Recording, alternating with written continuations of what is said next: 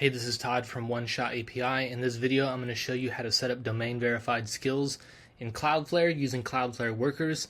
We're going to host our skills in GitHub, which is probably where you are already hosting skills that you might be working on. And our skills are still going to be compatible with the skills.sh ecosystem. So people are still going to be able to do npx skills add and add them to their coding environments. But one of the benefits that we're going to get is that our skills will be automatically discoverable from our business or project domain name. So as an example of kind of what we're going to be doing here, if you've got a domain name like oneshotapi.com, a agent will be able to find our skills and our skill entry point at a route that's going to look like this. It'll be wellknown/skill/skill name and then the entry point for that skill. And so this will be discoverable by the sitemap that you put on your root name. And then this worker that we're going to set up is going to automatically proxy that request to the GitHub content where we host our skills. So we're going to proxy it directly to where the skill lives in GitHub. And so some of the benefits of this, the first one, which is it adds a lot of security to your skills that you're developing. So it adds direct cryptographic association of your product or project's skills with your official domain name. And so we've seen a lot of this kind of stuff in the recent past where hackers have been squatting on package names or registered package names that are very close to existing popular package names. And this has caused developers and experimenters out there to install malicious skills and thus poison their projects. I also want to reemphasize this is not going to break the current compatibility that you have with the skills.sh ecosystem. It'll still totally work. And one of the benefits that you get out of this is that your users of your skills, if they go this route, they don't actually have to run npm skills add anymore. So if you've got really non-technical people that want to use your skills, they might not be comfortable with the terminal. Or maybe they're in an AI product that doesn't have the ability to install skills in its context. Like if you are on the ChatGPT mobile app, it can't actually install skills into the context. So this actually fixes that limitation. And then another big thing is that it lets agents naturally discover your skills through core internet infrastructure. So it doesn't have to discover skills through a centralized listing repository like skills.sh. And the last thing is this is totally free to set up. If you've got a Cloudflare account already, all you have to do is set up one simple worker, which I'm going to show you how to do, and then do a worker route, and it'll work out of the box. So before we jump into Cloudflare and GitHub, I've put the link to the domain verified skills protocol specification, which is a draft on the IETF website. Check this out. It's got all the details in it. It's not that long and it's not that complicated, and it's very informative. This was proposed by the team at NameFi, which is an ICON accredited domain name registrar.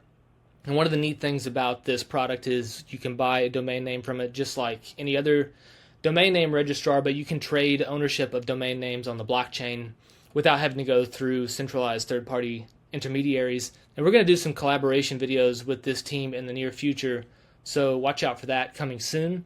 But with that, let's get into setting up our domain verified skill. So the first thing you need is a skill that's been hosted in GitHub. And I've got one here that I've been working on for One Shot API. There's nothing special about it. It's actually pretty simple. So if you look at the actual skill in it, it's got the standard skill.md entry point. And what we're going to do is we're going to grab this link here, the raw link, which returns the raw markdown content itself. We're going to take that link here and we're going to put it in our worker. And the code snippet that we need to serve this is actually in my skill repository, which I've put the link to that as well in the YouTube description. So if you come back to the root of my One Shot API skill and click on worker.js, this is all we're going to set up in Cloudflare right here. And so what's going to happen is when the worker receives a request to the route that we're going to set up, it is going to pop off the name of the skill at the end, slap it on the end of our raw URL that I just showed you, and then it'll proxy back the content of that skill. And so that skill will have reference to other markdown files that the agent can reference when it needs them. And so all it needs to do is replace that name with the one it needs, and it'll be able to fetch any of the files in that GitHub directory. So let's jump into it. In Cloudflare, you will need a Cloudflare account. Cloudflare has this free workers product over here. So on the home page of Cloudflare, if you come to the compute tab over here and go to workers and pages, you can see I've already got one set up. I'm going to create a new one. All you have to do is hit create application. And then once you deploy it, it's going to take you to this dashboard page. So to edit the code that it gave us, come over here to this button, hit edit code, and it'll pull up a simple code editor here on the left and the output of your worker when it runs over here on the right. So you can edit code over here, and if you hit the refresh button, you'll see logs and output of what the worker would spit out over here on the right hand side. So let's edit this thing over here. Back over here in our GitHub repository, we're going to copy this workers JS example and paste that in here. And what you'll need to do is this part of the link, this is what you're going to point at your skill. So let's just go through the motions of doing that. If we come back to skills, go into OneShot API, let's go to skill.md and let's get the raw link.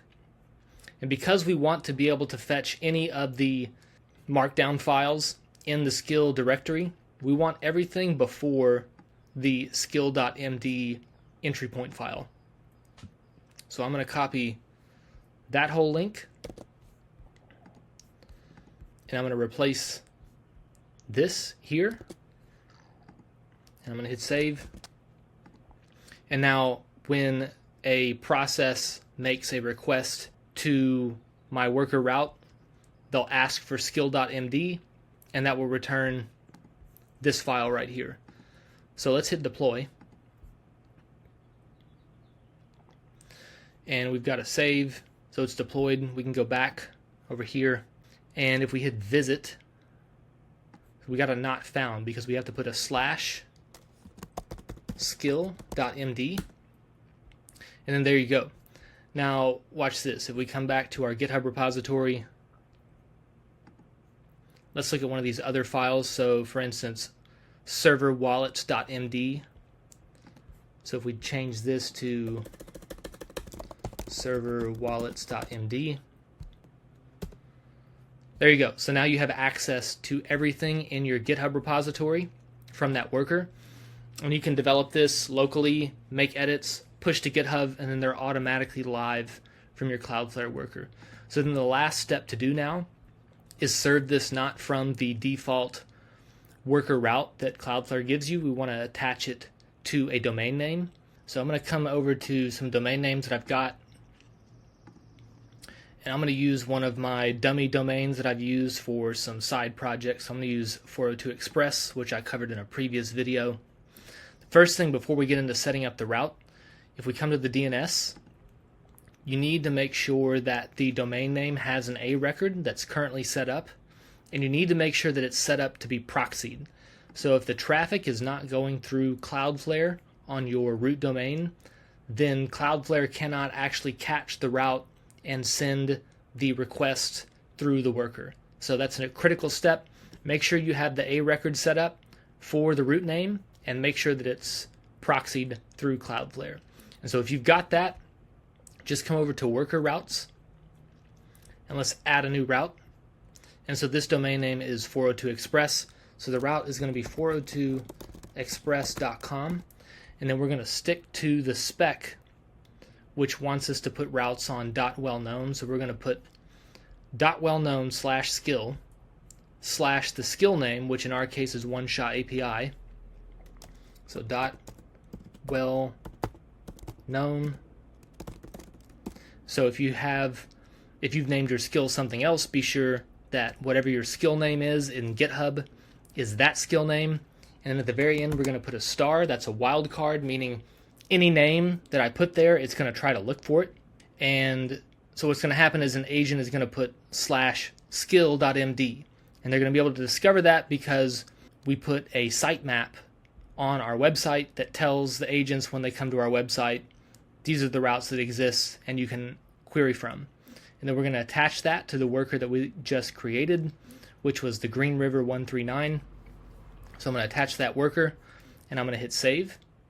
Okay, so now it's live, and if I copy this path here and open up a new tab and then look for skill.md and hit enter, there is our skill. So it's serving it directly from GitHub. And again, I can look for any of these other files. So for instance, webhooks.md, I could put webhooks.md. There we go.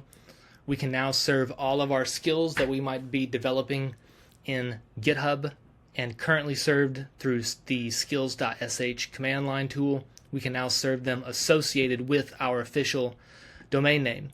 So give that a shot. Let me know if you have any questions either in the comments or hit up our team on Telegram, and watch out for those videos coming up with the collaboration with NameFi. And thanks for watching, everyone.